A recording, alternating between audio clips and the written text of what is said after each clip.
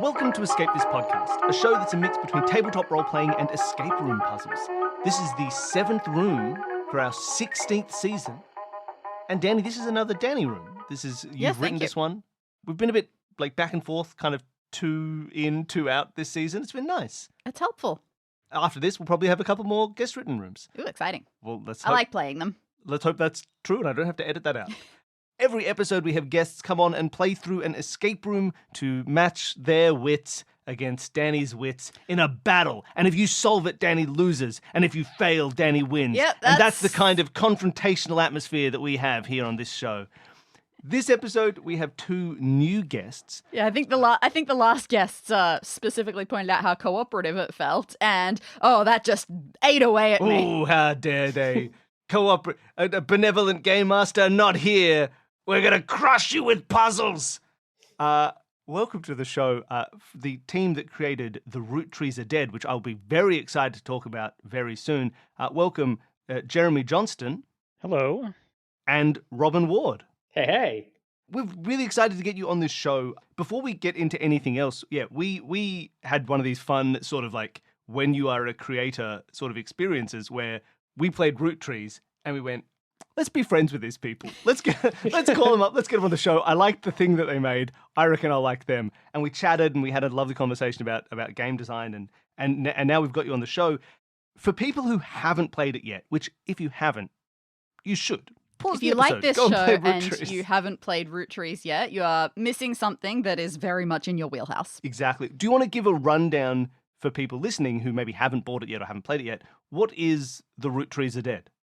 It is a puzzle game about putting together a large family tree. I think that's the best way to sum it up. Yeah, it's really fun. It's really good. It's really nice. It's got this sort of late 90s aesthetic that works really well. And yeah, we had a huge amount of fun playing it. For me, it was the first time I saw it was on the Nancy Drew Games fan pages where people are saying, hey, if you like those ones, maybe we'll get into this one. And I watched the promo sort of video for it. And as soon as the shot of the big family tree showed up, I did very much go, oh, I can tell this is going to be my thing. I'm into it. If you're the kind of person who likes Googling things, it can be a game about Googling things. We don't call it that, of course, but it's about searching for things on the internet and then making connections and solving puzzles with those connections. We're going to get sued by Google. Don't say it's about Googling things. It's about spider searching. Go the other way. Say it's about binging things and you won't get sued. You'll get money. You'll get paid to say it's about binging things in the 90s. Yeah, but then no one would play. Oh, no. Now you'll get sued. Sorry, Microsoft. This is an escape room show. So before we get into actually playing through the escape room, what is your escape room experience? Jeremy, did you want to start? Sure. I've done many escape rooms. I'd probably estimate, I don't know the exact number, but maybe 8 to 10-ish. Nice. And they're all pretty much in the greater Phoenix, Arizona area. That's where I live. But there's been 1 or 2 in Vegas, when I've gone to visit people. 8 to 10 is that great thing of that's you've played enough that you're in the sort of the top boxes of all of the how many escape rooms have you played waivers that you have to fill out when you go to a room, and it's a good amount. It's more than we had done when we started this show. I think. Oh wow! So it's a good amount. It's definitely enough to know which ones I liked and which ones I didn't like. The first one I ever did was the first one, so you didn't have anything to compare it to. But by the end, I was like, man, that first one was bad. And yet you still kept coming back. Which is good. So at least it did its job. So are you guys, not to go on too much of a tangent, but are you guys familiar with the Zero Escape games? Have But not experienced. So there's escape room elements in those games, and I was really into that. So when I heard that escape rooms were becoming a real life thing, I got super excited. And I went through the first one I possibly could. So it was a very early escape room, which is why I kept going back. I just wanted to be in the thing for my video games, so. Robin, what about you? What is your escape room experience? I love escape rooms. I've probably done, as Jeremy was saying that, I was thinking, I've done at least a couple dozen. I've done quite a few of them over the years. I had a thing where at a previous job, we would do on-sites every year. We would inevitably do a couple escape rooms every time, and I worked at that company for 10 years, so I've done a lot of them. I feel like the problem with saying what I just said is that it's setting an expectation that I'm going to be good at it, and I'm not necessarily good at it. I fail a lot of the time, but I love puzzles and I love solving puzzles. The last person the last group of people who were on this show, one of them had played over 1,700 escape rooms. What? So you don't need to worry about like, oh, maybe I'm bragging about how many I've done. Maybe it's going to set me up for fail. Either way, if you do 1/100th as well as they did, you'll be comparatively at the appropriate level. Fair enough. The other element of this show is it's escape rooms presented in a sort of tabletop role-playing style. So maybe in reverse order. Robin, what is your tabletop role-playing experience? I used to have a group. I played every week for like a year or something like that, did a campaign or two. I realized at the time though, because my wife is still like crazy into it and does it every week. But I found that like my attention for it wasn't that great, because in a party of like 5 people, you have to wait for everybody to take their turn. And I'm like, I just want to hit. I want to hit things. I want to make decisions. I want to do things. So this will be interesting because it's just us two and the game master, I suppose, right? Like it's much more intimate as a setting, much more engaging and puzzle solving. So I think this is going to be more my jam, I think, than like Dungeons and Dragons has been. You can go back, get that group together, and you can just download all the old rooms for Escape This Podcast. They're all available for free on itch. You can get them all. You can just start running them for people. Be like, hey, let's do 10 weeks of playing through Descent of the Culledons as a group. I'll be the game master. That's not a bad idea, honestly.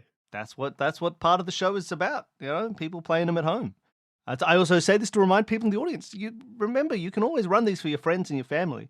And you can charge them money and then kick up a fee to us. 20%. 20%? Oh, you get 20%. We get 80%. Oh, okay. This is not a tacit approval. Please do not do that. Jeremy, what about you? What is your tabletop role-playing experience? Well, I've played over 1,700 seconds of role-playing. No, I have not that much experience. I had a group of friends that was into D&D when I was younger, and I have a group of friends that's into D&D now, but I've not really been part of that bubble. I did a guest stint in one of their days a long time ago when I was in college. I played a Mushroom Man. That's and people smoked me. Yep. That was the kind of group that I was in. Yep. Yeah, and that's so, happened. Yeah. And so wait, do you mean literally spoke to you? Like well, parts of me, like cut off a piece, a finger, so maybe a toe. You don't mean killed you. You meant they literally imbibed you, as a narcotic. I feel like there's certain types of tabletop role-playing groups, and that is definitely one of the types. That's usually everyone's first type, I'd say. Yeah. That's the first group experience. Well, I will say I've listened to a few episodes, and yes, both of them involved Alex Horn and Christmas time. So I'm assuming that I'm going to be throwing something into the fire this episode. Yeah, he did. Yeah. It's an interesting thing to learn about your guests, that he will throw which is also a thing that happens in a lot of people's first tabletop role-playing groups. Yep. Oh, we found him, throw him in the fire. Well, we'll see how it goes. I feel like this episode will have, for you, not for us, but for you, a distinctly un-Christmassy vibe. And I would say a distinctly unfiery vibe. Basically, think about the opposite of fire in Christmas time, and you'll get this room for you. All right. So it's summer ice. Summer has frozen over. Exactly. It will take approximately 5 words for you to figure out what we're talking about here. All right. Well, I think with that being said, that's enough of a tease. Danny, are you ready to go? Let's merge the two of you into one character. Yes. You will be one human being with 2 brains as you squeeze together, and our journey begins. Coming to Sondow Water Park was meant to be the highlight of your summer holiday. You'd been looking forward to it for weeks. Booked your advanced priority tickets, organised a stay in the hotel next door, took the rest of the break kind of easy so you'd save both your energy and your money for the big day, the whole 9. And what happens? Of course. And out of nowhere, nobody saw it coming, thunderstorm. The one thing that forces a water park to close down for safety. You are livid. Your hotel room has a perfect view of the park entrance, and you spent all morning glowering at it. All the little employees down there running around, checking the sky to see if conditions are improving. It's not their fault. They want the park open as much as anyone. It just stinks. And the storm doesn't clear up until almost 4 in the afternoon. Sondale Water Park does open its gates and finally lets in the crowds. And yeah, it's popular enough that even today there are crowds. But you're wondering if it's even worth it. You can't get a whole holiday's worth of excitement out of an hour there because the park does indeed still close at 5. Still, you've already paid. You'll just have to prioritize one really great water slide. And as soon as you get in and start wandering around, you know exactly which one is worth prioritizing. The Master Slide. It's the most intense thing you've ever seen. It's 1,000,000 feet tall, and it has loops. Yeah, loops. It would be extreme even for a roller coaster, and for a water slide, it is madness. You have to try it. You're staring up at it in awe when a passerby notices you. "Oh, you're going on that? You must have been racking up points for days." Points? You don't understand. "Oh, you don't know? Well, oh yeah, wow, you don't even have a bracelet. So you can only get on the Master Slide if you've ridden enough of the other slides. When you get off a slide, you ding your bracelet against a scanner and it gives you however many points. They're called cool points. And for the Master Slide, you need 100 cool points. And each slide only gives you points the first time you ride it, so you basically need to get on everything else first." Your eyes widen. You look around at signs for rides, and sure enough, they all loudly proclaim how many cool points they're worth, and only rarely does that go above 5. You don't have time to go on 20 other slides. Sure, there are some that go quickly enough that you could get a few turns, but apparently that won't be good enough. As the passerby helpfully pointed out, you don't even have a bracelet. No, you know what? Too many things have already gone wrong today. You're going to get on this Master Slide. Somehow. You just need to strategize. Okay, so you decide you're going to limit yourself to the small square of park nearest to the Master Slide. No time is going to be wasted wandering around from one end of the park to the other. So, from where you are now, there's the Master Slide, of course, whose entrance is over to your left. And at this point, if you'd like to start drawing a little map, you can. Up ahead of you, a path splits into 3 directions. Up and left is something called the Relaxy River. Straight up goes to the speed slides. And up and right goes to one called the Wicked Winder. I like the alliteration. To the right is a kiosk shop, which in the playtest I had to point out is a kiosk that is a shop, not a shop that sells kiosks. I'm just saying, it's confusing wording. The entire area behind you is a wave pool designed to look like a beach, which is separated from the path where you are by a long metal railing. It's not blocking it off or anything, there is a big railing there. And in the very center of everything, there is a freestanding electronic terminal of some sort. All right, you know what you want. You have no idea how you're going to get it, but you are ready for this Master Slide. And with that, you're free to start exploring. All right. Do you want to start somewhere specific, Robin? If the terminal's directly in front of us, I think we should interact with that terminal. That sounds good to me. That makes sense. Even when it's a virtual room, efficiency of movement feels like it's a factor. This terminal looks a lot like an ATM, but instead of a slot to insert a card, there's a little scanner. And on the digital screen at the moment are the words, "Check your cool points here." I imagine we can't even do that. We don't have a bracelet. Exactly. Okay. So there's no other buttons on the screen or anything. It's just check your cool points here. That is correct. All right. This is maybe the wrong direction for earning points, but we don't even have a bracelet yet. So I'd like to go look at the Master Slide and see if there's a number of points that we need. I'm assuming it's about 100 based on the description, but I want to double check that. Yeah. So it's hard to even begin when it comes to describing the Master Slide. To start, all the other slides have an entrance marked by a big wooden sign with the slide's name, a sort of slogan, and then an open footpath that goes to stairs or whatever else is going on. The Master Slide starts with a metal tunnel. And sure enough, at the entrance to that tunnel, there's a door that only opens if you scan a bracelet with 100 cool points on it. All right. There is a sign there that says, "Remember your sunscreen when mastering the loops of the Master Slide." It's after 4 p.m. though, and I've checked the UV, and it's almost impossible to burn at this time of day. So We live in very different countries. I choose to not apply sunscreen and take my chances. So my guess is actually that maybe at the kiosk shop we'll be able to buy some sunscreen and maybe get some bonus points because they want to sell us stuff. It's an amusement park. Well, Now, a water slide park. I was definitely thinking kiosk as the other side of the same brain. well, we can still take a further look at some elements of the slide that you can see because we haven't even looked up yet. We're still looking at the entrance, but you're more than welcome to look up. Well, I would love to look up.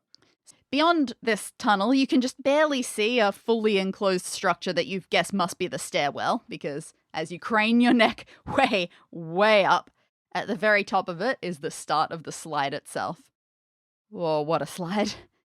You try your best to take it in without getting lightheaded. It starts like way up as high and left as you can see. Then it drops at a 45-degree angle down to the right, but then only quickly. Then it plunges straight vertical down. Not quite hitting ground level though, because then momentum carries the rider way up back to the starting height. Oh, then that's where the first loop is.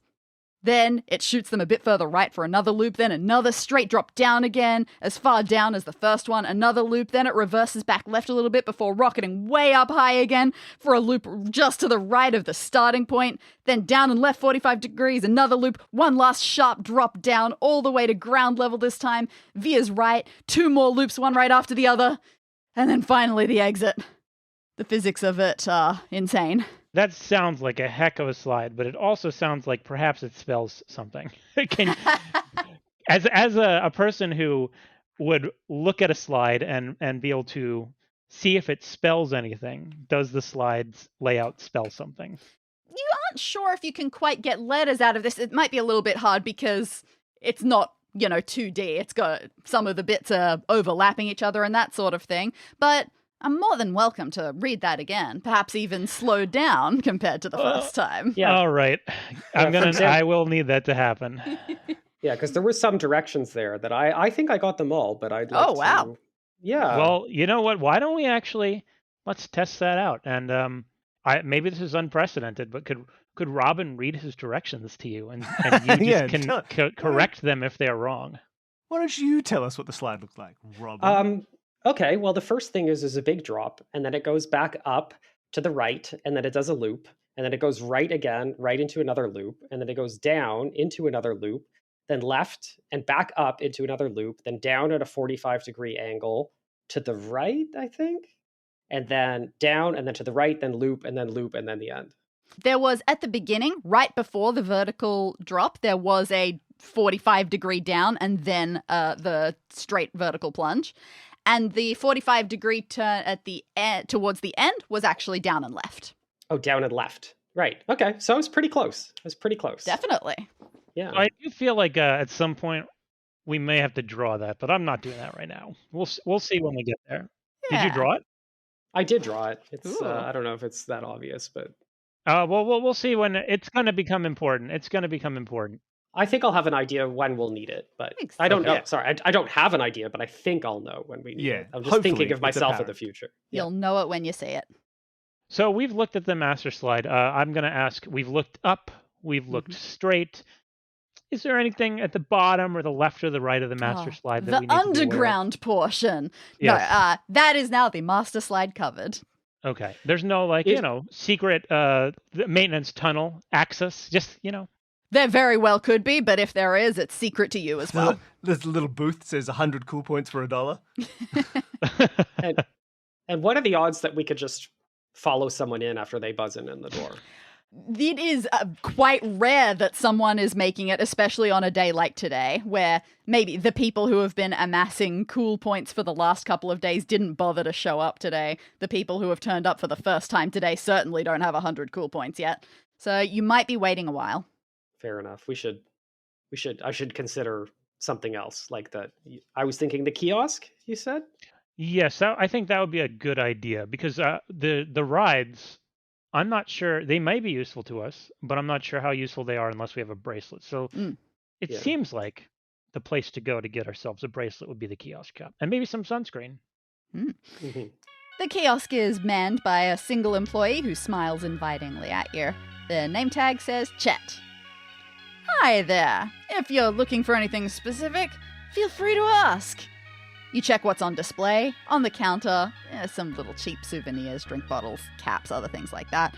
Anything larger or more unusual must be kept underneath because you don't see so much as a towel, and you know they must at least sell towels, right? As for the back wall behind Chet, that is entirely made up of different sunscreens, which you suppose is only sensible. And there are so many sunscreens there that we've actually got an image for you. Yes, for people at home, you can see this image in the show notes below, but Robin will describe it to you in picture-perfect detail. Sure. Here's the point where I mentioned that I'm colorblind.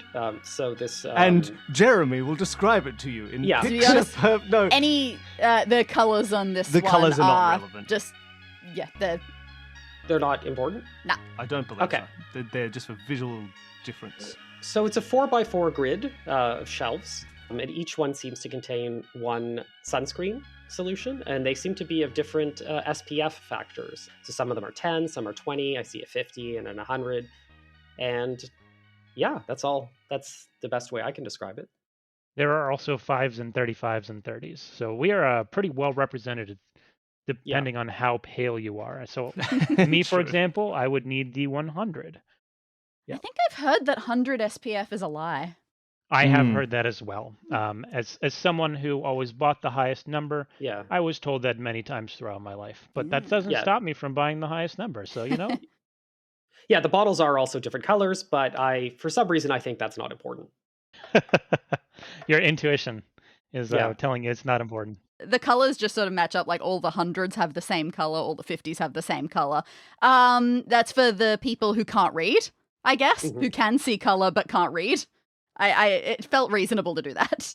One quick thing, I tend to look for patterns immediately because I'm a very pattern-seeking person, and it seems like the rows and like an obvious thing would that be that all the rows add up to the same or all the columns add up to the same does not seem to be true, at least, not universally. And then each row does not also have, like, not everything is represented in each row or column. So yeah, I Yes. mean, I guess that would sort of be implied by what you just said, but still, it's good to point out. Have I observed everything? Am I welcome to talk to Chet? Absolutely. Chet, there's no time to mince words. I need to get on the master slide ASAP. What do I have to do to get on that slide? Chet furrows his eyebrows. Oh, I'm sorry. We only sell bracelets in the morning to, like, encourage people to get in early and stay all day using them. I don't even have any back here since we only just opened. You don't know anyone who's got one and would be willing to give it to you, do you? Not off the top of my head, but maybe we could go find someone. Oh man, I'm so sorry. I really want to be help. My whole job here is to help you, but that's something I just can't do today. I was just going to ask if these sunscreens are for sale. Oh, absolutely. Yeah. Sunscreens. Oh, I can give you everything on those. Those are fine. Are there any rewards programs or anything along those lines that would we'd get some points if we bought sunscreen if we did have a bracelet? His eyes widen. No, but we should do that. Would you be able to start today? Give me 100 points, please, Chet. All right. So, Chet, you're saying, let me just clarify. You're just saying that right now there's no way we can get points without a bracelet, and you Yeah. can't sell us a bracelet. We'd have to find one somewhere else. I'm so sorry. This is the worst day of my life. Poor Chet. That's okay, Chet. It's going to be okay. Please come back if you ever need anything that I can give you. Okay. Can you give me a hug, Chet? No, I'm not allowed. It's against corporate policy. Okay. Well, then, can you give me a thumbs up, Chet? I don't have any thumbs. Oh, God. Chet, I'm so sorry. I'm just opening all these old wounds. I can't do anything right. Chet, can I give you 2 thumbs up? Please. I think I need this today. Oh, all right. That's what thumbs look like? Oh, I've got 2 of those. I got it right here. Oh, see, you just did it. You did your first thumbs up, Chet. Congratulations. That's easy. Yeah, there you go. All right, Chet, we're gonna be I'm back. going to quit this job and yeah. become a hitchhiker. We're going to be right back, Chet. I don't know how long it's going to take us. It really depends on how smart we are. That will make sense later. And we're going to go check out what's to our north, I believe. There's a Relaxy River, a speed slides, and a Wicked Winder. We're Mhm. closest to the Wicked Winder. Should we just start with that? I think so. The Wicked Winder, it's a big chunky slide, especially compared to the sleek speed slides right next door. For this one, riders have to ascend a tall stairwell, grab an inflatable tube, and then ride down a huge passage of twists and turns and curves until you reach the bottom where you're so dizzy you can't see straight. The wooden sign at the entrance says, "Weave the wiles of the Wicked Winder." And then underneath that, 5 cool points. And it seems a lot of people want those 5 points because the line for this one is long, hugely long, all the way to the bottom of the stairwell. Are those people at the bottom of the stairwell close to us? They can be. You can join the line if you like, but it's probably a bad use of your time. I was just going to see if any of them had a bracelet, and since they're at the back of the line, maybe they'd be willing to... Well, actually, you know what? Let's back up just a tiny, tiny bit, because I'm thinking out loud. I want to know if I have any money. You do. You've got your waterproof wallet in your pocket, so money is not... Money's not a within problem. reason. Money is no object. I think it would be smart to just yell out loud, does anyone have an extra bracelet or a bracelet they don't want? Towards the line in general. The people who can hear you in line, they sort of give you a look. They seem nice enough. They're receptive. They're listening to you, but they all have that sort of, oh, poor thing. Look, there's no chance that's going to happen. They're not wrong. Let's move on to the speed slides. Let's scorch down the slippery slopes of the speed slide. You try to predict what's going to be there. The speed slides couldn't be simpler. It's a dozen identical, super fast, fully enclosed slides. You pick one that feels lucky, you race against 11 other people to the bottom. There might be some trick to it. Like, you think you've heard maybe the attendant can adjust the water flow or something to give one slide an edge at any given time. But as far as you know, no one's figured out how to guarantee a win. Since 12 people go at once, the line for the speed slides is always actually quite quick. And you glance up at the wooden sign to see what its slogan is, and this one, not quite as alliterative. Rage comes first, nice guys finish last on the speed slides. And then underneath that, it says, 10 cool points for a win, 1 cool point for a loss. Okay, so when we go down the slide later, we have to scream a bunch of profanities. I'm sorry, you're going to have to bleep the heck out of us. Because that's how we win. It tells us how to win. It is? So, right. Because we wouldn't be nice, you're saying? Yeah, nice guys finish last. And you're saying, just to be clear, profanity isn't nice. It really isn't. Okay. Kind of hard moral stand we take here on this show. Yeah, Yeah. fair enough. Is there anything else of note around? No. Okay. Perfect. Should we move on to some Relaxy River? Yeah, I'd like to see the relaxing river. You approach the entrance, you pass underneath a big wooden sign which just says, "Ride the Relaxy River." And then in small font underneath that, 1 cool point. Fair enough, you don't have to do very much for this one. This area is surrounded by shading bamboo poles, so you can't see much of the river itself, but from what you can tell, it's the kind of ride where you grab a big inflatable donut and you simply lie in it while the river takes you around a big circle. You also observe there is next to no line for this one.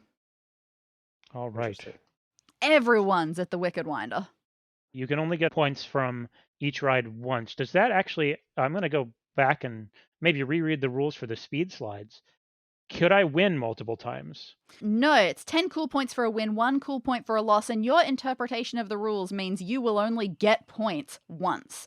So you have 1 shot at those 10 points. If you go for the first time and you lose, well, then you lose. Good day, sir. 1 point only. No 10 ever. It's off the table. But without a bracelet, it's still all moot. All right. There's one last thing to check out, and that's the wave pool. past the railing, but so since it's past the railing, we might as and the railing was Hmm. mentioned, we might as well take a look at the railing. So the railing semi-cordons off the wave pool's quote-unquote beach from the rest of the park, and because of that, basically everyone who's in the wave pool has draped their towel over it. Dozens upon dozens of towels.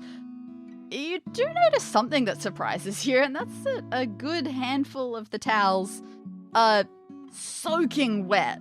Like, they're sodden, and they're all but plastered to the railing. Like, they have definitely been here for quite a bit longer than since 4 o'clock. Okay. They've been here a while. Is it possible that if we lift up and look at underneath them, I know it's probably kind of gross, but well, actually, you know what? They've been here a while, but they're all soaking wet. That's from the rainstorm, presumably. Surely. Okay, so they're probably not that gross. They've been washed by Mother Nature. So let's look under them just in case. Make sure we'll leave them exactly where they are in case it's part of something that we need to be aware of later. But underneath, you pick an arbitrary one of them and you try to peel it, and oh boy, it is really almost stuck to the railing just a little bit. If it has not just been here for one rainstorm, it feels like it's been here for 100 rainstorms. And you go over to another one and it has that same sort of feel. These have been here for a ridiculous amount of time. And as you go through and specifically single out these soaking wet ones, you notice something just another little bit interesting. Most of the towels here, most people with their beach towels, those towels are just like 1 or 2 block colors, right? Beach towels aren't usually that exciting to look at. Every single one of these wet towels, it must come from the same kooky shop or something, because there's a little bit of a funny design on every single one of these towels. And so this time, I'm going to get an image. For people at home, you can see these towels in the show notes, but Jeremy will describe them to you. All right, I'm seeing many different towels, actually. 13, it looks like. From left to right, they are in 2 layers. I don't know, vertical layers, I'd call them. There's 7 on the top and 6 on the bottom. There's a few different things on every towel. So I will start with the one super consistent thing, and that is in the bottom right corner of each towel, there is a face. And the face seems to be one of 2 different faces. There is either a happy face, and it's yellow, or a grumpy, sad face, and it is red. So there are those symbols exist on all the towels except for one, which has had the corner ripped off of it. Now, on the front of the towels, every pattern is different, and all the colors are different. So there's different patterns. I'm going to just explain what some of them are. There's a cow, a kangaroo, a poem of some sort I haven't read yet, maybe a silhouette, a tree, hopscotch, an igloo, planets, another cow with the same color as the one before, an oval, a remote control, a mermaid, and some keys, a set of keys. These are not in any particular order that I can see right now, but I'm sure the order is going to matter, and I'm sure that the happy and sad faces are going to matter. Is there anything that I've missed, Robin?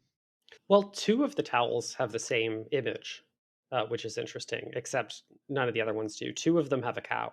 Yes, but those 2, the one on the top has a sad face and the one on the bottom has a happy face. In the corner, but otherwise, as far as I can tell, I'm going to turn my head here, I think they're the same image, right? The colors are the same and everything? It appears to be the same image. I don't have an easy way to put them over each other and flip back and forth. Yeah. So I'm assuming they're the same. Now, I also want to call attention to the one I said had a poem on it. I might as well read it. It is the third one in on the top row. It says, "Rainfall in the spring, washing away a bad year. Good morning, sunshine." That is a haiku. Is it? It is. Oh. It is a 575. Oh, that's very interesting. Good catch, me. Thanks, me. I think that's also like a haiku in content as well. Thank you. and not just the numbers. I feel like structurally that's a proper haiku. I tried really hard. Yeah. Nice work. So you're saying it's not the American, or I guess it's not the childhood version of a haiku, which just counts the silhouette, the syllables. Yeah, No one cares you've got about what it you've says. got natural imagery. Your final line is its own self-standing concept and phrase, rather than a continuation of the previous line. I think it's pretty good. I don't know much about haikus, but I know a tiny amount, and that fulfills the things that I know. We know the same amount about the same haiku. small amount about haikus. See, I coming of the Canadian school system, I don't. Those rules are foreign to me, so I've never heard Oh, of really? that. I am curious. Just to be clear, these faces are part of the pattern of the towel. Yes, they are. Maybe, I don't know, maybe whatever shop they got them from, this is part of their branding. Who can say? But they are definitely part of the towels. I'm going to try and just think out loud some things that this could be. I don't know about the happy faces and the sad faces, except for, actually, now that I'm looking at it, there's 6 happy faces, 6 sad faces, and 1 unknown. So Sick. I'm Billy, wondering. you told me in our playtest that I made them look too sad. Mm-hmm. So I gave them angry eyebrows. Okay, but they're we're angry. still They're getting angry. sad. I apologize. They're angry No. faces. They are If anything, angry. this validates me. No, wait a minute. No, it validates me. What are you talking about? you give them sad frowns and look real sad. I'm the winner of this I think that argument. the key to a sad face is basically all found in the upside down smile. Regardless of what the eyes are doing. This is a very sad, angry person. It is a very angry person. The eyebrows definitely indicate anger, but maybe they're angry because they're sad because like they have no thumbs or something. sad. I mean, isn't that most angry people? I think most angry people have thumbs. Yeah, anyway. But what I'm saying is that perhaps if we were to take maybe like the first letters of the words of what these are, like H for haiku, C for cow, K for kangaroo, and also sort them into 2 anagrams based on the smiles and the angry frowns, when putting the hopscotch aside for now to be included in one of the 2 things, it might spell something. It's worth a shot. It could. Let's get the letters. So we should even maybe say out loud what they are. So it's like cow. All right. So you want me to say it, and can you write it down? And Yeah. okay. So cow. So let's start with the upsetty spaghetti, as my friends call it, upsetty spaghetti towels. Yeah. So I'm going to do those ones first. We have a cow. I'm pretty sure that's just a cow. The next one could be planets, but it looks to me to be the whole solar system. So I'd like you're to going say yes. You're going vertically down, not. No, left to I was right. going to just do all of this frowny ones first because I think that's how we're going to sort what words they're part of. I might be wrong. I was going to skip all the happy faces. Okay. A cow, a solar system, Planets. what I'd call an oval or an egg. So maybe you put it down as O or E, but I'm assuming oval. And then a remote, so an R. A tree, a T. An igloo, an I. So that's 1, and perhaps an H, maybe. We'll leave the H aside. And in the other subsection of letters, we have a K, a C, an H. I'm going to call this one silhouette, S. I don't know what else it is. It could be shadow, which is also S. It kind of does look like, a stereotypical alien, but it's not green. So let's just call it S. Then we have M for mermaid and K for keys. And again, maybe H for hopscotch. Does that stand out? I don't have the letters in front of me. Maybe you could put them in chat. Yeah, looking at them in separated doesn't really seem like a word. Like, for example, if we're sticking to the smiley faces categorized, there's no vowels. That can't make a word. We only get a couple vowels from the frowny ones. The O, which is either oval or egg. I'm going to say oval. I think it would be white if it was an egg, and then I for igloo. Seaporty. Kishikamik. Yeah. Perhaps let's move on for a moment. And because there is still a whole section that we have not taken a There's look still at. one more thing to look at. Yeah. So I think it's probably a good idea to look at that and see, just in case it all wraps back around to the towels. Yeah. I wouldn't mind getting some stimulation. So we will go look at the wave pool, please. The wave pool is one enormous pool that's designed to resemble a beach by way of a powerful wave generator at the far end from the sand, which is just coloured concrete here. The waves come intermittently every few seconds or so, and anyone who's not expecting it gets swept back towards the shore. No cool points on offer for this one, sadly. There's a decent number of people swimming here, a lot of parents with kids too young for the real slides, but still plenty of space. The water is crisp and clean. You can see right through to the bottom. Hey, what's that? Right at the far end, beyond where people can usually reach. There's something sitting on the bottom of the pool, something small. Does it look vaguely bracelet-shaped? You know what? It's a bit hard to tell through the rippling, but it's definitely vaguely bracelet-coloured. Thinking what I know about my own swimming abilities, could I dive in and reach such a thing? You give it a go. You enter the water. You position yourself so you're in a straight line with where you've spotted this item. For the first several meters, yeah, no problem whatsoever. The waves aren't strong enough to impact your movement. You estimate you get to about 20 meters from your target in a straight line before you have to start bracing yourself when the waves come. And you've got a pretty good gauge of your swimming ability, so you can actually tell pretty well what's going to happen here. If you stay perfectly still and you don't try to go forward at all, the waves can't shove you back. You are fully bracing yourself for the hit. But if a wave hits you while you are swimming forward, it knocks you back. It knocks you back, seems to be about twice as far as you were trying to swim. You know your swimming speed pretty well. You go about 1 meter per second, keeping the numbers very simple. You reckon between waves, you'd gamble anywhere up to 4 meters in one stretch before you definitely need to stop and hold on because a wave's going to come hit you. So you could go 0, 1, 2, 3, or 4 meters. Your choice at any given point. As for how often the waves come, it's kind of sporadic. Sometimes they come with a 1 second gap between them and you have no time to swim forward at all. But sometimes they take as long as 6 seconds, which gives you plenty of time. Maybe there's a pattern to this. A little hard to spot. These waves are coming from a wave machine? Mm-hmm. Could I take a look at the machine? It's clearly built into the walls, the base. You can't tell exactly where it's coming from. You certainly wouldn't be able to tell how it works. Now, I have a question based on having been to previous water parks.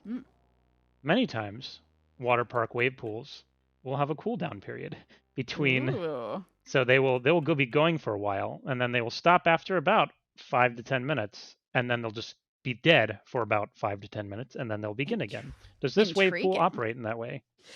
At this point, you have seen no proof that there is going to be a cooldown anytime soon. All right. Sundow's favourite unceasing wave pool. Of course, it could also be that normally it would, but because the park's only open for an hour, they've just turned it all up to 11. Yeah. And it's just used all of its going. 5-minute breaks in the first 8 hours of being Exactly. open. So if I take too long doing this, do I run out of time to ride on my master slide? Is that correct? Potentially, but we're talking seconds here. We'll be fine. All right. So yeah, you are 20 meters from your target. And you can swim anywhere from 0 to 4 meters, whole numbers only, please, in a given stretch. But the further you go in a given stretch, the more you risk being hit back by a wave. I think we have some time for some trial and error to see if we can determine a pattern. I mean, the other thing we could do is just do 1 meter at a time. And just how long does a wave take? Very quick. But if you end up with 2 waves that are 1 second apart, then that's too soon. That's too quick for you. You can't swim 1 meter in 1 second and have the wave come at 1 second. The wave will win that fight. So a wave wins if it's a draw. So we could move 1, 2, 3, or 4 meters or stand still. Okay. First thing we should do is wait, I think. Sure. We'll wait 1 second. All right. Billy, could you please roll a d6 for me? Oh, boy. Okay. Ooh. You decide to brace at the beginning, just to stop. You're not moving at all to see what happens. You wait, and you wait. And you could have actually gone really far because it takes a whole 6 seconds for a wave to come at you. You're perfectly fine. You don't get pushed back. Not that you have anywhere to get pushed back. But yeah, you had a long time that you could wait there. Okay, let's just say we did 3. When you roll a die, of a d6. The expected one is 3. An expected average of rolls. You have but to think about it. If it's 3, 2, or 1, it's like a 50% chance of that, and if it's 4, 5, or 6, it's a 50% chance of that, And, right? unless you figure out the pattern. Are you about to roll 2 dice? Who knows? Maybe there'll be no more dice rolling. Oh yeah, okay. Well, I mean, that's possible too. Why don't we just for fun, let's just go 2. The very next wave comes after a single second and sweeps you back to the start. So we're back at 20. Yep. Let's try going 2 again. This time, you succeed at going forward 2 because it is a whole 5 seconds before the next wave hits. We're going to start writing this down. Yeah. All right. So the first time it was 6 seconds after we went nothing. We waited. So we waited. So let's call that 0. And it was 6. This is fascinating for your listeners, I'm sure. Hey, I think it is. And then the second time we went 2, was it? And we got You swept tried back to go 2, immediately. but it failed Yep. because the wave came after 1 second. And then we went. What did we do after that? You successfully 2. went forward 2 meters because the wave came after 5. Came after. So you So- are currently sitting 18. 18 meters away from your goal, and the waves have come 6 seconds, then a 1 second gap, then a 5 second gap, and now you are clear to make another decision. I think we should stand Okay. just for a second. I'd like to see what happens. You brace again, and a wave comes after 2 seconds, but of course you are unaffected. Right. So far, if I'm recording this correctly, it's 6, 1, 5, 2. hmm I could see a potential pattern here. It could be alternatings are descending and ascending. Yeah, it could be 4-3. 4-3 next. Yeah, so we should go 4 the next time is what I'm thinking. Wait. Sorry. If it happens on the same number that we choose, are we good? The No. wave wins the tie. If you A think wave. it's going to Okay, be 4 seconds, you should go for 3. We should go 3. You I wanna want to go try for going 3? I want to go 3. The next wave comes after 4 seconds. You succeed at your 3. Okay, Right. so now we should go 2. Right, so then we go 2. The next wave comes after 3 seconds. Your 2 succeeds. How close are we now? I haven't been paying attention to that. You have successfully traveled 7 meters. So you are 13 away from your target. Just to be clear for the audience at home, what pattern are you working on to suspect it to be 4-3? So it's actually kind of odd, but do you want to explain?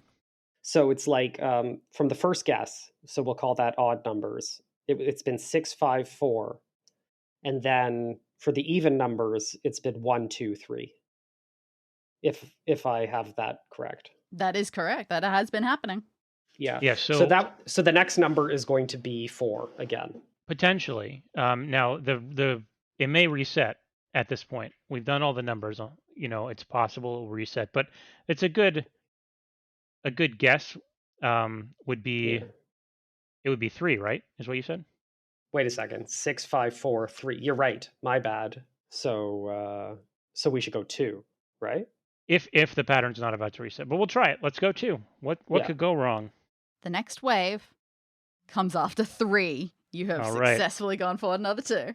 Okay. So now it's 4. So we will go 3, You are absolutely right. You managed to go forward 3. and How now we many- will go 1. and then Correct? and then it's 2, so we're gonna go 1. Amazing. It works. Next wave comes after 2. You have figured this thing out. Now we will be going 4. Next wave comes after 5 seconds, so 4 works. You are now 3 meters away from your target. You're so close. But and wait a now we second. will Now it's brace. 1. Yeah. We now have it's to brace. 1. Yeah. Oh, that was a good decision. Next wave does indeed come after 1 second. You And that had And how no time. far are we from our target? 3 meters. We should probably just go straight to it. We could also go 6. We could go 5 if we want. No. If we just want to overshoot it. Well, you Just- can't swim that fast. You can only swim 4. Okay. So let's get to the point. The very next one, a wave doesn't start forming until 6 seconds, so you have powered through. You have made it to the very end. You carefully timed all your swims and braces perfectly. You think you see a park attendant waving for you to come back to the proper swimming area, and you will in just a second because you dive down, you grab the thing on the pool floor, and it is a Sondau Park Cool Point bracelet. Awesome. I think Okay. he was waving at us to say good job for solving that puzzle. Hey, 'Cause you! You're so Nice smart. work! That's how I choose to interpret the wave. You're really But what's good at important for me to this! know is whether or not he has thumbs. Too many. Man, Someone AI else's. generated this escape room, I guess. Yeah. Okay, that's excellent. There's nothing else of note around here, right? So Nope. With your victory ensured, the wave pool, I would say, is something that you can probably check off your list. Cool. Yeah, I think I'd like to make my way to the not to the kiosk, to the terminal. Fair enough. You head back to the terminal, and I assume you're going to scan this thing? Yes, please. You put the bracelet on your wrist, you hold it up to the terminal scanner, the screen immediately changes, and you're pretty happy with what you see. For people at home, you can see this terminal screen, but Robin will describe it for you. It says you have 84 cool points.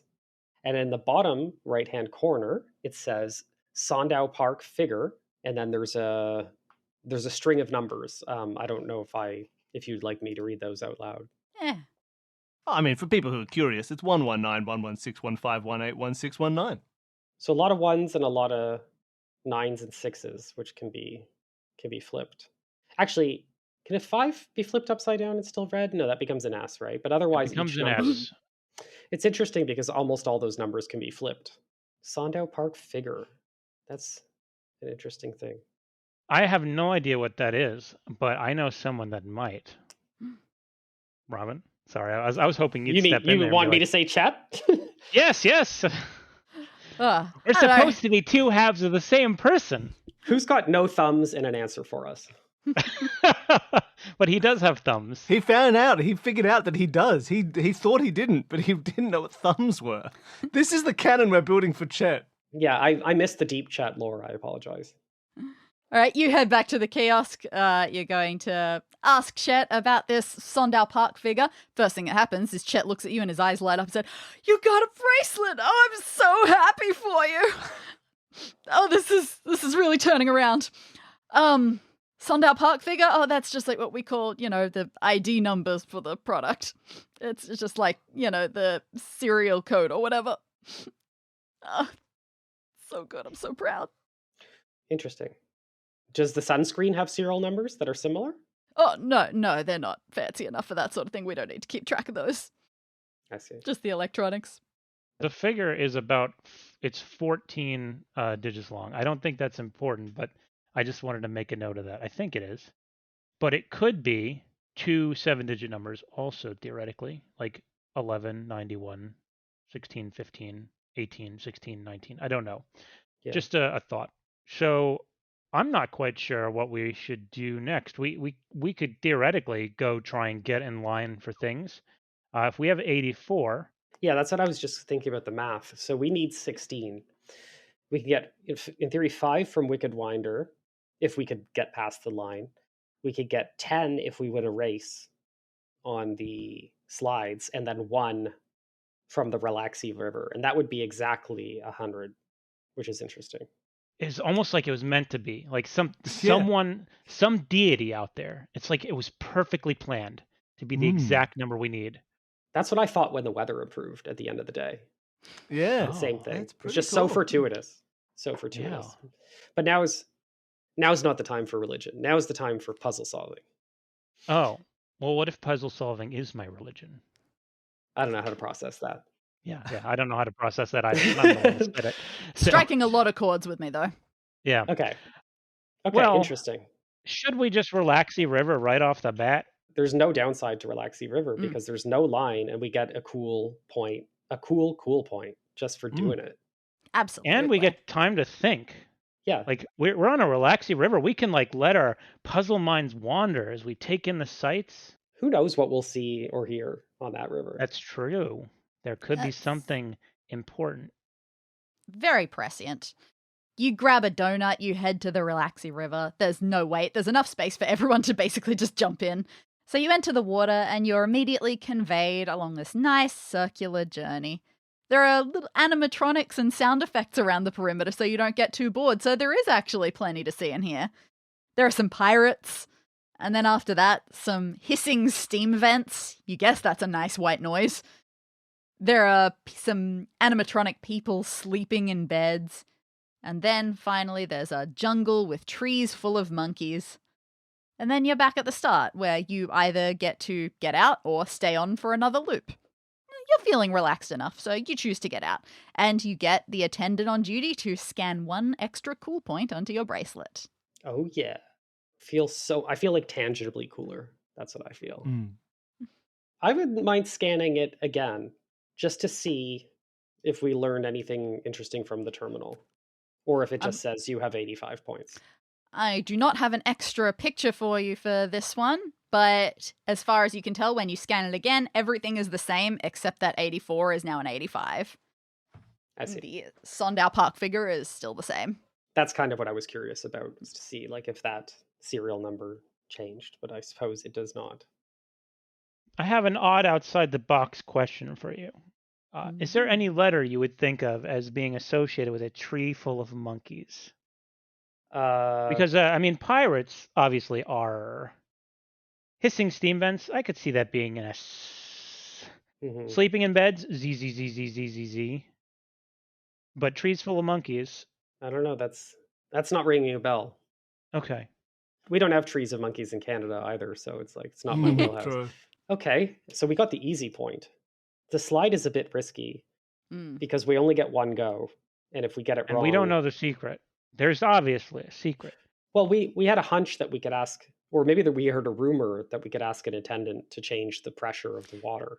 It didn't seem like you could ask them. You just wonder if that's how they know who the winner's going to be. But you're right, just a rumor. But you do think that maybe an attendant has some control over this? Is there an attendant we could go ask? I mean, the line is pretty fast. Could we wait in line but not ride the ride yet and see if the attendant has any insight at all?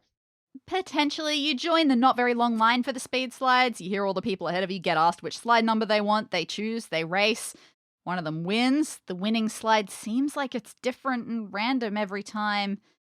You can't really pick up any sort of pattern by tracking them. So you do think you should hold off for a bit until you've found something else to really clarify things. Right.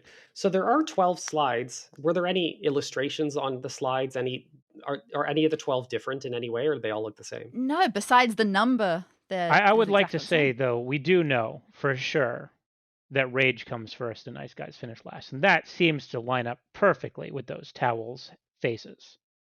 That is absolutely Because we true. determined that it's not sad. Those are not sad towels. They are really, really mad about being sad, which counts as rage, in my opinion. That is interesting. I do believe that we've stumbled across that the rage and the Nice Guys is very important to the towels. It must be. It must be. Rage but I comes don't have first. any insight into how yet. Obviously, the pictures, they could be red herrings, although none of them are fish. Outrageous. Yes, that would be. Yes. That would be a lot of effort for me to have done those drawings if they didn't That matter. is absolutely true. Now, that said, there are only 12 faces. The thing is, there's only one winner. So I'm going in circles here. It's like I'm back on the Relaxy River. Yeah, you're talking yourself out of it. Yeah. I feel like without correlating these to a number, but even then the number is not consistent. Like, let's say we looked at these towels and came up with a number 5 that would win. We've already seen that it's not always 5 that wins. Yeah, absolutely. That's very true. Which implies to me that there's some extra piece of information or something that maybe we don't have access to. That's kind of what I'm thinking right now. Yeah, So maybe we should turn our attention towards the Wicked Winder? I don't know. Perhaps I will listen for a divine voice to tell me whether or not we should move on yet. I actually think you're in kind of a good spot to be hanging around right now. Oh, yeah. See, I opened my ears to the heavens, and it said stand right where I'm at, because puzzles are my religion, and this You keep is doing a what puzzle. you're doing, Jeremy. Yes, thank you. All right. Keep on keeping on. I'm trying to look for patterns in the images. It is interesting that one is repeated. On the towels, we earlier listed what the first letters of all the pictures were. And some of those first letters are P, I, C, and K. So if I eliminate those, I'm going to try and see if there's anything that comes out of the rest of the letters. But again, for the reasons you said earlier, I'm not sure that these towels have the key to, just by themselves, to which slide is important. The other thing I thought of is like it's like a rebus or something, but I don't know. I don't see any way that words come out of cow, kangaroo. Not Haiku. easily, no. Rage comes first. So we want to start with the. So it could be like C. Let me just separate them. So we already separated them by. Yeah. Did we not? But rage would be the red faces. So I'm gonna do it myself. I know you did earlier, but I'm gonna do it double again. check your work. So I'm just gonna say cow, solar system, oval, tree, remote. Not in that order, but an igloo, and then there's one that we don't know. And then nice guys finish last. Oh, what if it's the first letter of all the things that are Oh, and then the last upset letter? and the last letter of so CO. I'm just going to go from left to right at the top, and then we'll sort them in a second. So CO, U, E. That's C for cow, O for the end of kangaroo. Yeah, U I for can the end redo of that kangaroo. take if you'd like. Oh I yeah, sure, can try go and for it. explain it again. I think I got it because it's like you take the first letter for so the frowny face is the first letter, and then the happy face you take the last letter. So it'd be Yeah, so if CO. there's a because some of them have frowny faces on them, some of them have happy faces on them. We know nice guys finish last, or the happy people finish last. I can't remember the exact Yeah. phrase right now, but we take the last letter of the objects on the towels Yeah. with happy faces, and the first letter of the objects on the towels with sad faces. So yeah, for the so it'd be cow, COU. It's probably N for the. I think it's man. He's just a normal man. It's a normal man. Oh, just a normal man. Like that. I love that meme. It's very fun. we're just innocent men. So count. Count, and then yeah, it's and then it's either H or hopscotch it doesn't matter yeah, because it's that's the same great. thing. And then igloo is the it's O. It's count this. No, Count. sorry. Solar. Count. Nice guy. Oh, so wait. Count HI, right? So far, yep. Count HI. HI count his. Yes. Count his W. W. As oval is count his remote. It's got to be count his worms. No, what is mermaid? Words. It's count his words. It's count his words. Count his Count worms. his words. We got there. We got there eventually. You got there. For those of you listening at home that aren't aware, we started 7 hours ago, and they edit this down really heavily. But I'm sure that the people This is our fourth recording session. Yeah, I'm sure that people that did 7,000 escape rooms got it in 6 hours. So we're on their tail. I like that. I have to say, I like that puzzle. Okay, so cool. count his words. Now, is there an attendant at the quick slide saying At the things? speed slides? Absolutely. is. The one who's at the front asking people what slide number they want. And Ken, just for fun, just to put you on the spot, can I watch a race and hear what he says to people in one race Absolutely. before I go down? Not a problem. So you join the slide, you watch, and as luck would have it, there are 12 people in front of you at the line right now. So Perfect. they'll get in place, and each one, he just says, which slide? And he says that to every single one of those 12 people. So that, I got it. and then we can watch this race, and I assume slide number 2 is going to be the victor. You know what? It is. That's crazy. Wow, That's insane. Robin, how'd you figure that out? I don't know. I just a hunch. Okay, I think we should get in line. I'm ready to take the speed slide. You are at the front of the line now, so you get first pick. The attendant waves you forward and says, "Hey, what slide do you want?" Hey, what slide do you want? I want the 6th slide, please. He ushers you over to slide number 6. You sit down at the top of it. Does he give us a knowing look for counting our words as we... Yeah, like I'm literally holding my hand up in the air to his face as I'm doing it. Yeah. He doesn't, but you can tell from the quality of his thumbs that he is a poker player, so he wouldn't. Oh. Right. I was sitting in my head planning out, I hope you enjoy the slides, but what slide would you like? That's 12. You think I didn't come up with things for different numbers? Oh, how rude must it be for number 1? Slide. Well, number? Slide. Number? Slide. Number? Number? Which? You sit down at slide 6, you wait for everyone else to take their places in the lanes around you. The losers. So once they're there, a countdown begins. 3, 2, 1, and you shoot with incredible power into this dark pipe. It's almost totally straight. There is nothing to slow you down. Almost in a flash, it's over. You're at the bottom before anyone else. Yes. While you're celebrating inside your head, a different attendant comes rushing towards you and says, "Oh, careful, you almost lost your wallet." They point at the slide behind you, and sure enough, the sheer force of the slide pulled your wallet from your pants pocket. It's sitting at the bottom of the slide, water all over it. But it's waterproof, so that's okay. The attendant goes over, grabs it for you, just says, "Happens all the time, at least it made it to the bottom with you." They then offer congratulations on your win and scan 10 cool points into your bracelet. All right. Okay. That feels good. I had another idea. I'm all ears, except I'm not because I'm half your body, and if you were all ears, that'd be really gross. I'm sorry. No offense to anyone out there listening. I mean, this is probably the one thing you can do. Listen to podcasts. Actually, it's more of a question of my own recollection of watching what was it called? The master slide. Mm-hmm. Did we get on at a certain location? Like, for example, the top left-hand side of the slide? When you were looking at the master slide? Yeah. Definitely you were starting the observation at the very top left.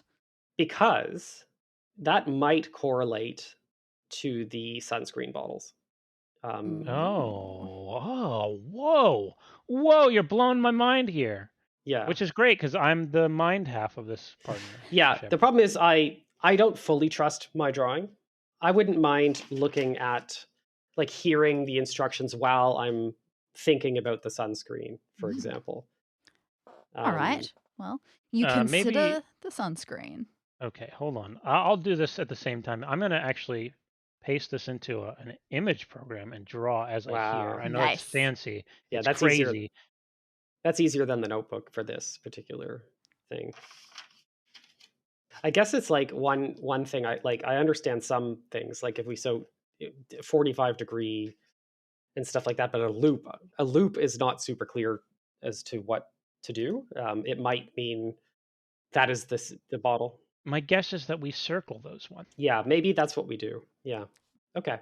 And also, I have yet to determine why this is important, but yeah, I'm assuming that everything is important.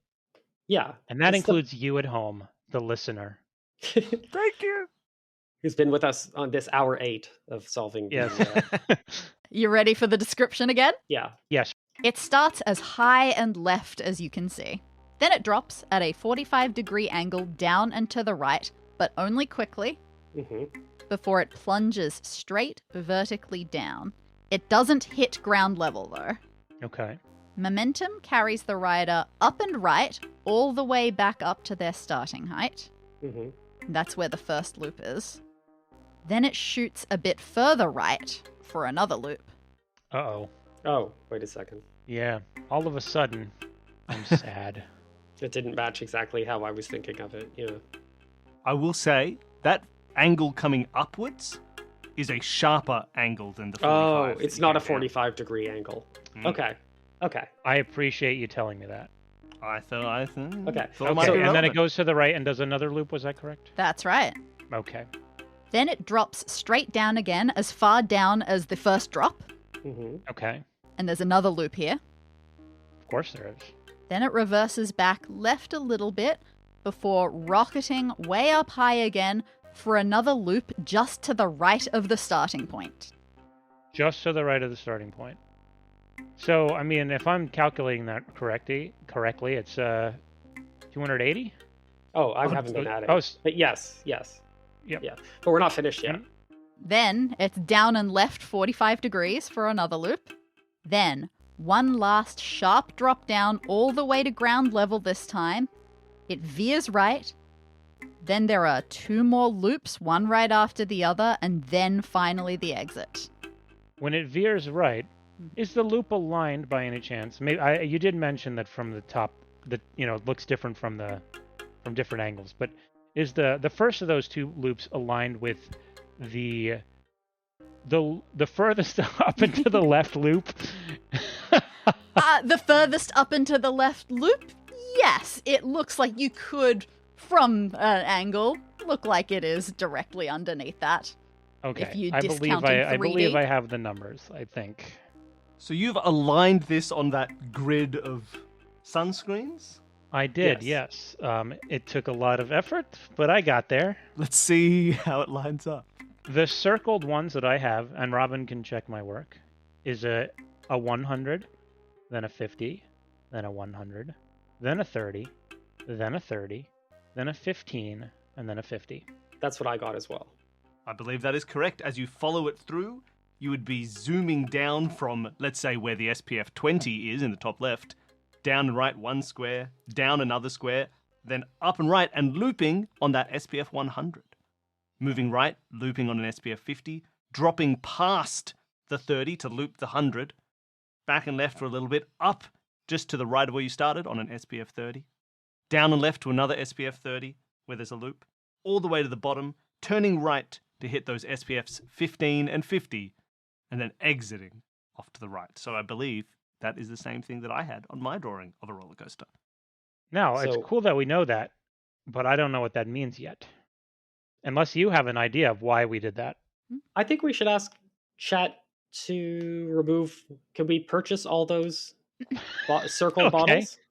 That is a lot of sunscreen. Oh, yeah, he That's looks going to be either overjoyed or very confused or both. Absolutely. That sounds like chat. I will sell you whatever sunscreen you want. I'm a big sunscreen enthusiast. But no matter how much sunscreen you buy, as far as you can tell, it's just sunscreen. No, there is nothing hidden behind them or anything like that. Interesting. I believe that we've received a number that we will be using in the future, is my interpretation. And that number was 1, 2, 3, 60, 75, 375. Yep. SPF plus 375, the greatest sunscreen of them all. Makes sense to me. Okay. So we have the Wicked Winder left. And that is the most confusing one to me because there hasn't really been a heavily telegraphed way to bypass people. No, I know. certainly not. That's a tricky one. You're not optimistic about people just being charitable enough to let you up there. The other piece of information that we have that we haven't used is the Sandow Park figure. That's true. I guess there's the order of the things we saw on the Relaxi River. Yes, the pirates, the vents, the sleeping, and then the monkeys. So the wallet was very specifically called out to us by the person, and they said sometimes people's wallets don't even come out. Something Well, along those lines. Something along those lines, yeah. At least it came down with you. Yeah, that seems very specific. That this is there anything that you can think of that is a hint for what we could do with the Wicked Winder? I'm wondering if we go to the exit of the Wicked Winder and watch people come out. I mean, it's not that fast though. So the speed slides, we could sit at the end and see if anything comes out, but that seems like perhaps it might take a while, but we could try it. Yeah, the Wicked Winder, no one seems to lose anything, but you know what? It does seem to be a thing. And actually, another time you do see that on the speed slides, that attendant go back and have to grab something for someone else and say pretty much the same thing. Happens all the time. Well, at least this one came out. Well, they hand it back to the person. So should we go down maybe a slow slide or something? Just see if we can find anything, like just a random one?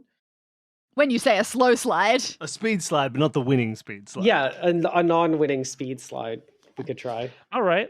We know the pattern. Let's try it. Let's try and lose on purpose. Yeah, you hurry back to the top of the speed slides, and this time you pick whichever slide you want. You've already got the points. Doesn't matter. Which slide would Well, you it does matter. What does he say? He says, "Hey, welcome back. Slide away with joy this time." That's 9. I'd like to choose slide 2. You pick slide 2. The experience is pretty similar to the first time, but you have to do your scientific rigor, and ooh, you see something. You're going so fast, it's barely a flash, but there's something stuck in the like the seam, in a water slide where two of the tube pieces connect to each other, above your head, stuck in one of those sort of gaps. There's a hint of a sparkle, but then whoosh, you keep sliding down to the bottom and you're gone. All right, we're going to go again, and this time we know it's there. We're going to try for it. You rush back up, you try going down slide 2 again. Problem is the rush down feels even faster than it did before.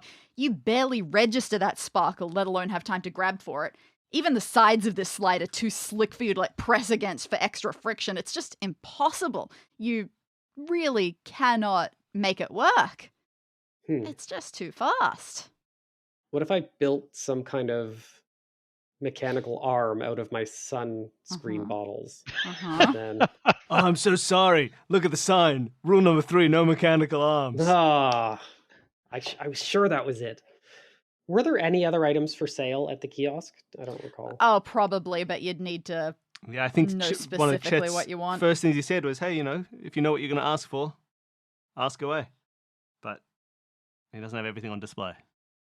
Hey, Chet, do you have anything that could unlodge a shiny object from a water slide?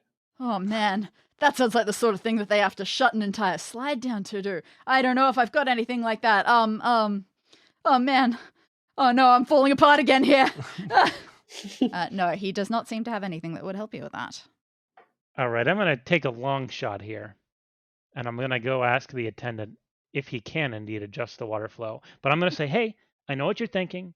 You're probably thinking I want to win, but I don't want to win. I'd like to know how slow I can go down the slide. Even the slowest of these slides is still pretty dang fast. He says that quite proudly. This is Chet's twin brother, Jet, and he loves it when things go fast. So there's the SPF numbers. I don't see 375. And then we have the park figure.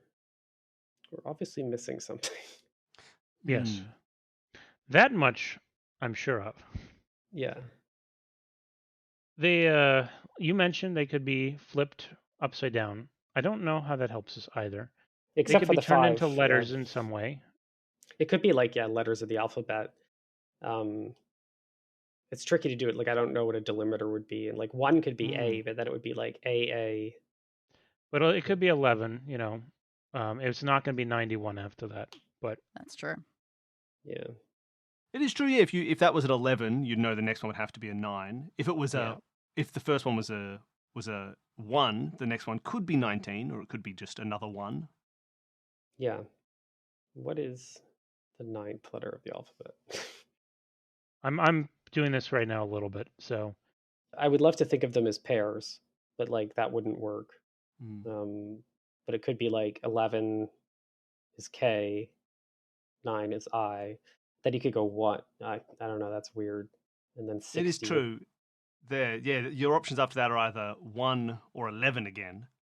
Yeah, so it's either K. It could also be. It could be 119. There's the other. We're gonna have to spend a little bit of time doing this. This is there are a couple of puzzle variants. time. I believe another A, which I'm not a fan of. I think the next one. Yeah, I think is it a U? Is 19 U? No, it's S. It's S. It's S. And then perhaps. Oh, it's gonna be ask. Okay, so ask. So yeah, if you interpret those as 1, 19, and 11, you do get ask. Interesting. 6.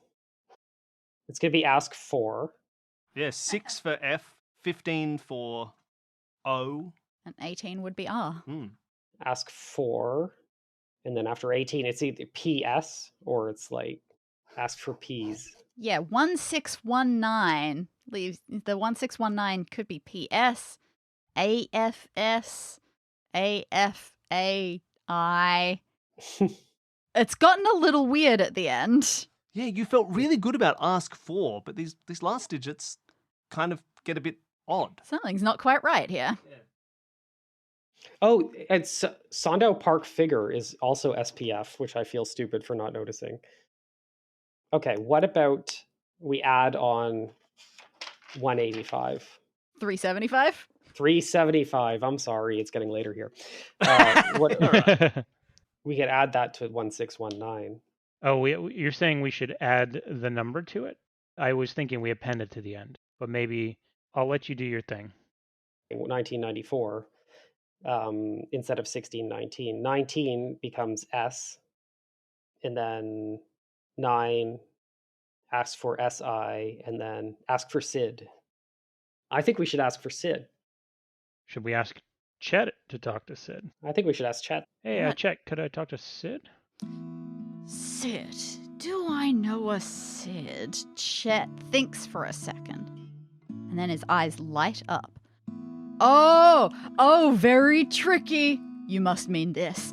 And then he ducks down, he rummages under the counter for a bit, and he pulls out a small bottle, which is labeled Slow It Down. Oh, It's- nice. It's a friction aid. You rub it on yourself and you stick to anything. Not too popular around here, as you can imagine. This sounds very useful, and I think I know what to do with this thing. I'm going to let you say it. I have a feeling I also know. I don't think we're at the hard part of the puzzle anymore.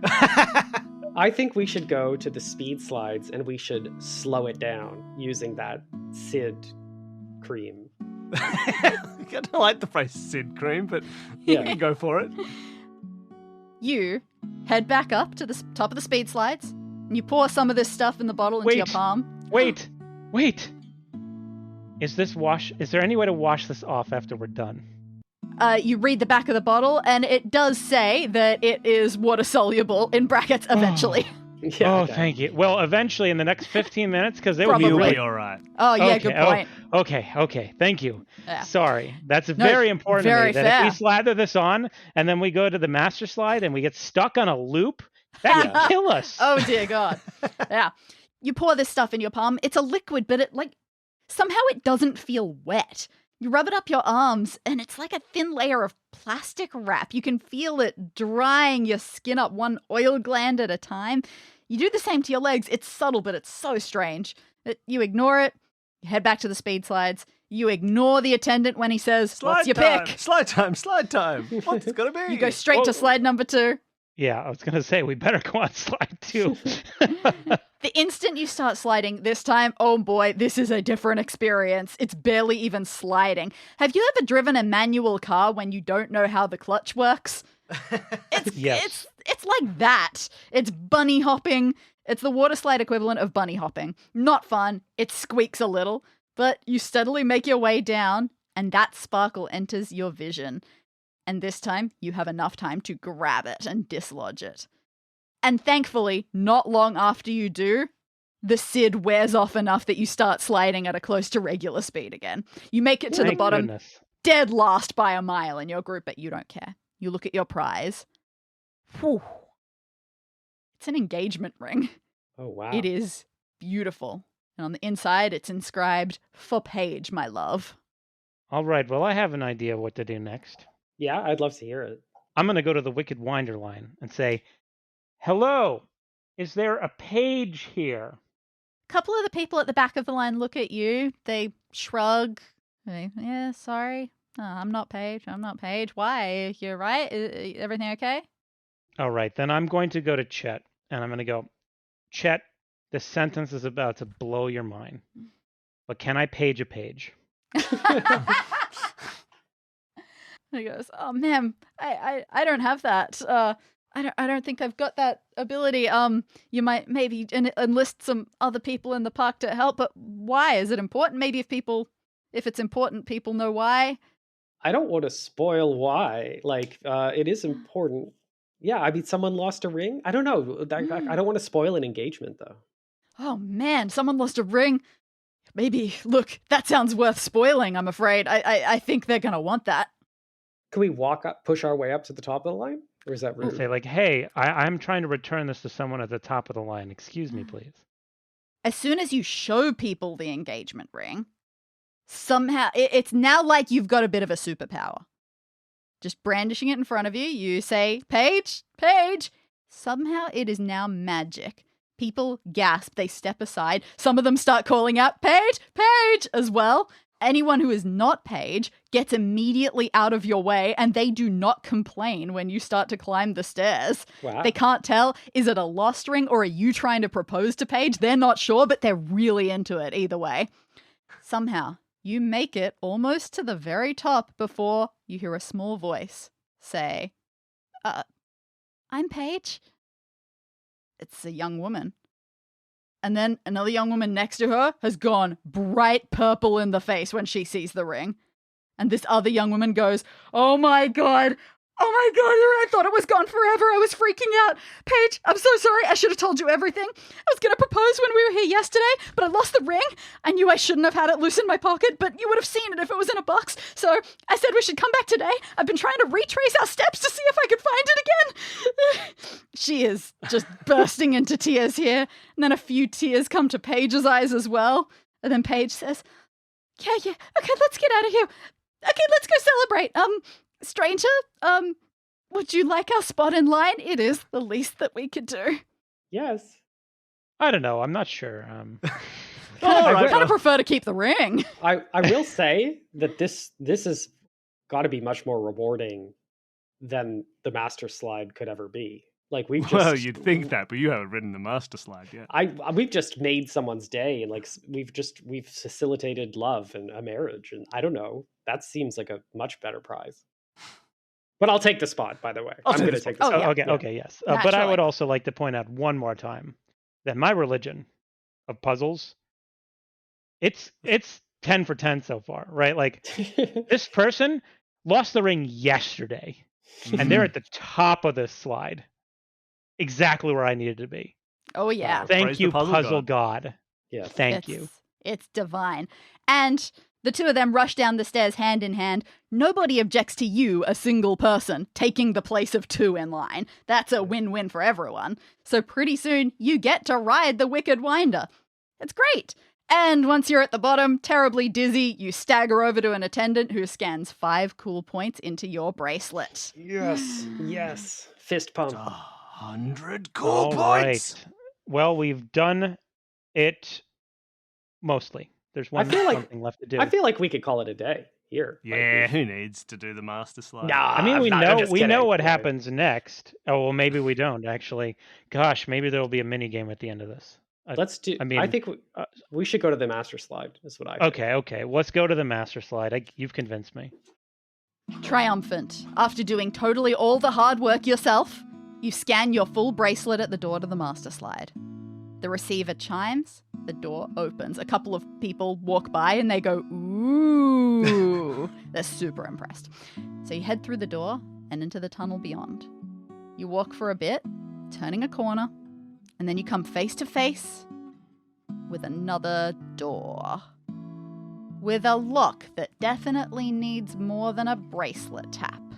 And here is your final image of the room. Yes, for people at home, you can see this in the show notes, but Jeremy will describe this final lock to you. I got it. This is the moment we've all been waiting for. It actually proves that I'm not completely stupid, because this keypad is full of triple letters. We got triple A, triple B, triple C. You get the point all the way to Z, and these letters represent the order of the things, the animatronics we saw on the Relaxi River, including the ones I called out earlier. There's a ZZZ for sleeping people. There is an R for pirates. There's an SSS Hiss for steam vents. Now, the question is, what does a tree full of monkeys do? It's ooh, ooh, ooh. Oh. There you go. You got it. See, I didn't even know that, but that's why I have a second half of my body on the front or top or bottom or left or right or somewhere. Maybe like the monkey it doesn't matter. off. That's why I have a second half of my body. We press in this order. R. Woo, woo, woo. The door swings open. Yeah. Heart pumping with excitement, you head down the passageway. You come to the stairwell that goes up. Goes way up. You knew this slide was big, but somehow seeing it in step form amplifies the effect. You start the long walk up.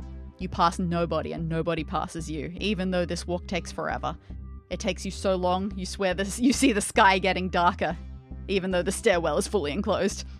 And then you make it to the top, to the open air again, where you can see everything. Goodness, that is a long way to the ground. All the people in the wave pool and the towels scattered over the railing behind them, they're all just specks of colourful dirt now. The stall with all the sunscreen looks like you could crush it under your foot. Even the wicked winder. You've never seen it from above before, but you sure can now. Your legs get a weak, floaty feeling. There's a railing in front of you, and you instinctively grab it to steady yourself, but then you realize it's the railing that you hold when you lower yourself down onto the slide. Its entrance is right in front of you. It's dark, it's rushing. You jump as an attendant appears beside you. They must have been there the whole time, but you had other things to focus on. Congratulations on getting up here. Are you ready to take the biggest leap of your life? It's me, Brett. Yes. Brett. Can I stop and ask Brett a question? Of course. Yeah, what do you need? Now, what was the puzzle to get into the slide all about? It's a bit of fun. Oh, okay. Thank you, Brett. We really want everyone to make sure they've had a go on the Relaxi River. Yeah. Oh, okay, gotcha. Some people try and steal bracelets that are almost full from, like, say, wave pools or places like that, and to curb that behavior, we ask them trivia questions about the rides to make sure no one's Gotcha. cheating, just like you would never do. That's very clever, Brett. I applaud your initiative. Oh, well, that's why I make the big bucks. That's why I work here and Chet's still stuck at the kiosk. Yeah, idiot. All right, this is what today's been all about. Your whole summer has been building towards this, to being here, conquering the Master Slide and all its loops and drops and zigzags. Your stomach is rolling over. You crouch down to settle it, but that just makes it look even more like you're getting into position to go. The attendant rattles off some safety warnings about your elbows and knees being kept in, but a voice is coming to you from another universe. You cannot let go of this railing. Your hands won't let you, but you can't not. And there's only so long that you can brace yourself before someone else comes along and forces you to hurry up. And then a walkie-talkie on the attendant's belt crackles to life. An authoritative voice comes through. Everyone, we've just seen another flash of lightning overhead. Looks like the storm is turning around. We're going to have to shut up shop again, I'm afraid. So if you could pause activity in your attractions immediately, send everyone back down to ground level. What? Oh, the sky really was getting darker. Yeah, you were so obsessed with looking down, you didn't even notice looking up. And now they're shutting everything down. You can't ride the Master Slide. You are so totally, completely, truthfully outraged about this. That's the end of the room. I don't even get to ride the slide. The weirdest thing is my name was Rhett this whole time. This whole time.